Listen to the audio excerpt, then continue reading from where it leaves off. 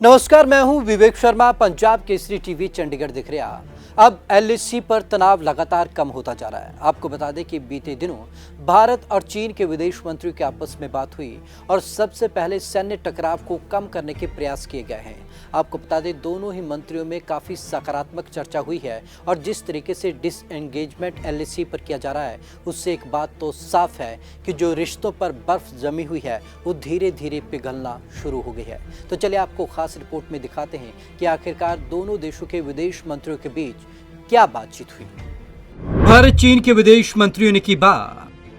S Jaishankar और वांग यी ने 75 मिनट की बात। एलएसी पर हालात सामान्य बनाने पर हुई चर्चा। टकराव वाले क्षेत्रों से सैनिकों को पीछे हटाने पर दिया जोर। भारत और चीन के विदेश मंत्रियों ने गुरुवार दोपहर फोन पर लंबी बातचीत की। 75 मिनट लंबी बातचीत में लाइन ऑफ एक्चुअल कंट्रोल यानी कि एलएसी पर हालात सामान्य बनाने और तनाव कम करने पर चर्चा हुई। भारतीय विदेश मंत्रालय ने दी जानकारी।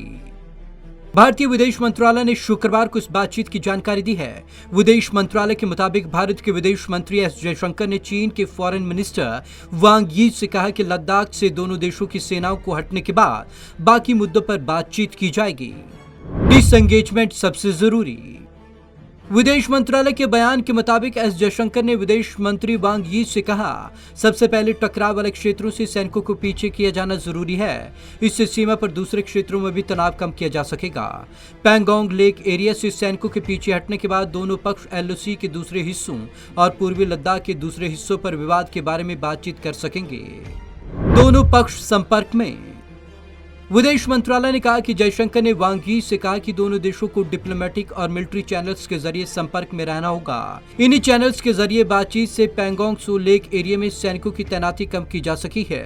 उन्होंने ये भी साफ कर दिया कि पिछले साल दोनों देशों के रिश्ते काफी तनावपूर्ण दौर से गुजरे। साथ ही ये भी कहा गया कि सीमा विवाद को हल करने के लिए समय लग सकता है, लेकिन सीमा पर अमन बहाली बेहद जरूरी है। अगर ऐसा नहीं किया जा सका तो तनाव बढ़ता जाएगा।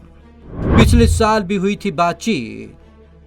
जयशंकर और वांग यी के बीच सितंबर 2020 में मॉस्को में बातचीत हुई थी। तब उन्होंने चीन के विदेश मंत्री को बताया था कि एलएसी पर चीनी सैनिक उकसाने वाली कार्रवाई और घुसपैठ की कोशिश कर रहे हैं। Bureau report, Punjab Kesari TV, Chandigarh.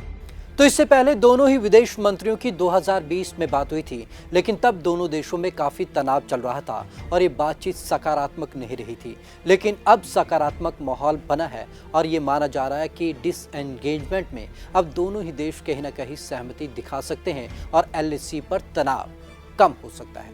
तो आज की इस खास रिपोर्ट में बस इतना ही। विवेक शर्मा को दीजिए इजाजत। नमस्कार।